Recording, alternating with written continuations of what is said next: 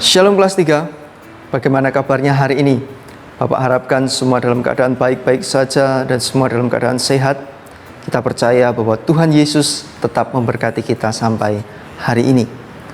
Dan pada kesempatan ini kita akan belajar untuk melanjutkan pelajaran kita yang keempat.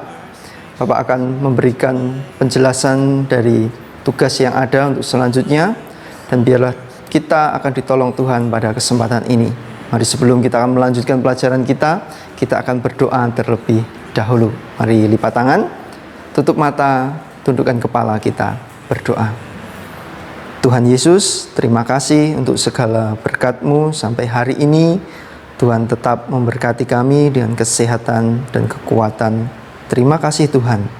Kami akan belajar pada kesempatan ini. Mari Tuhan tolong kami belajar dari awal sampai dengan akhir, sehingga di pelajaran kelas 3 yang keempat ini kami boleh mengerti apa yang harus kami lakukan untuk kami percaya kepada Tuhan.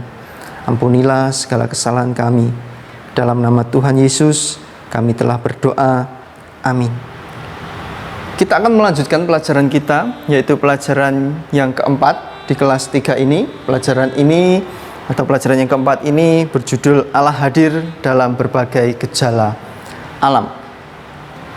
Gejala alam adalah peristiwa yang terjadi karena pengaruh yang ditimbulkan oleh alam itu sendiri. Jadi bukan dibuat oleh manusia, tetapi memang terjadi karena alam itu sendiri. Ada gejala alam yang bermanfaat bagi kehidupan manusia, ada pula gejala alam yang merugikan, bahkan membahayakan manusia. Apa saja gejala alam yang menguntungkan manusia?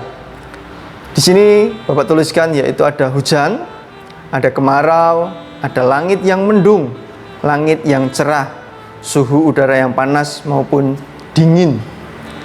Kita bisa melihat juga di gambar-gambar ini, suhu panas itu sebenarnya tidak selalu membuat kita itu tidak nyaman, tetapi bagi beberapa orang, khususnya kemarin kita sudah belajar tentang petani, ketika musim kemarau atau musim panas itu datang, suhunya tinggi, itu mereka bisa menjemur padi, untuk nelayan bisa menjemur ikan.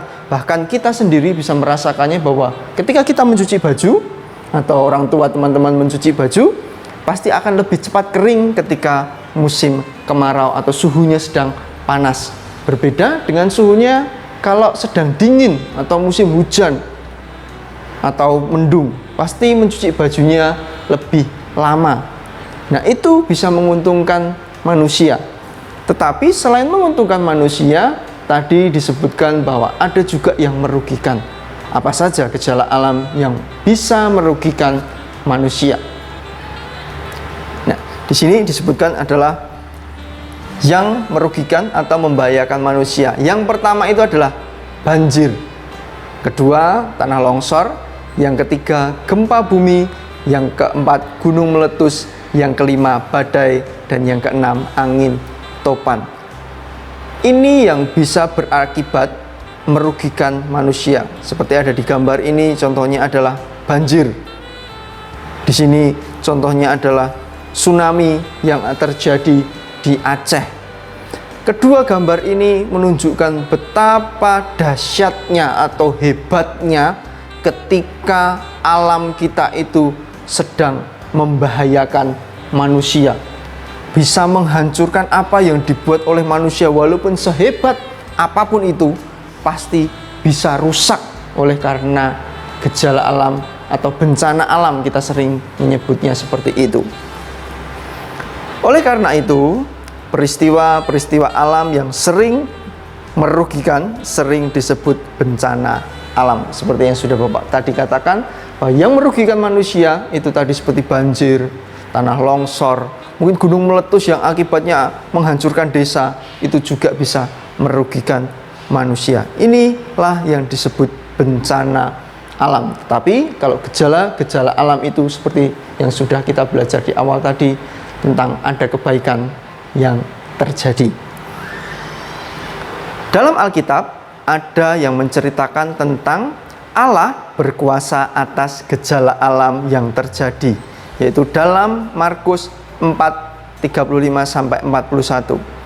Seperti ini gambarnya.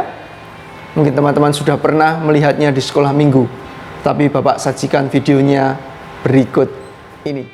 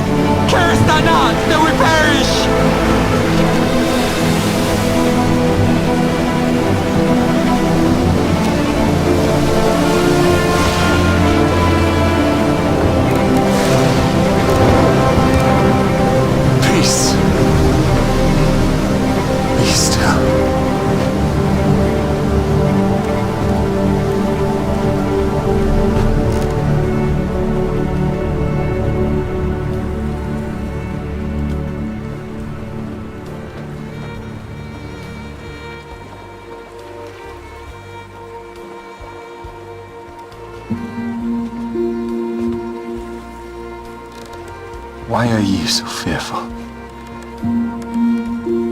How is it that you have no faith?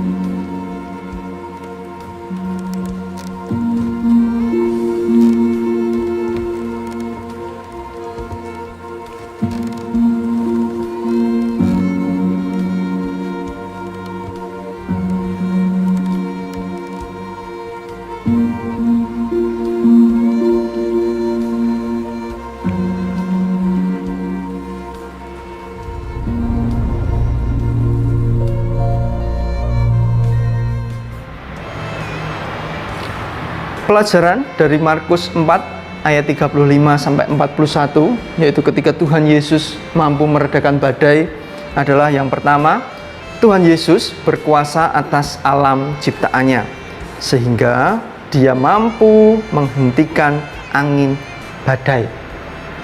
Tuhan begitu tenang ketika murid-murid mengalami ketakutan tadi, tetapi dalam ketenangannya Tuhan mampu menghentikan bahkan gejala alam atau peristiwa yang sangat menakutkan bagi orang lain, tetapi Tuhan bisa menenangkan itu. Itulah kuasa Tuhan. Dan yang kedua, kita harus selalu meminta pertolongan kepada Tuhan saat ada masalah dan percaya bahwa Tuhan bisa menolong kita.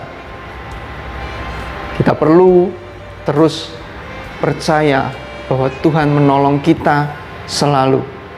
Terbukti sampai hari ini Tuhan tetap memberikan kita kesehatan, kita tetap bisa makan dan minum, walaupun mungkin dalam keadaan pandemi ini, tetapi semuanya tetap berjalan dengan baik.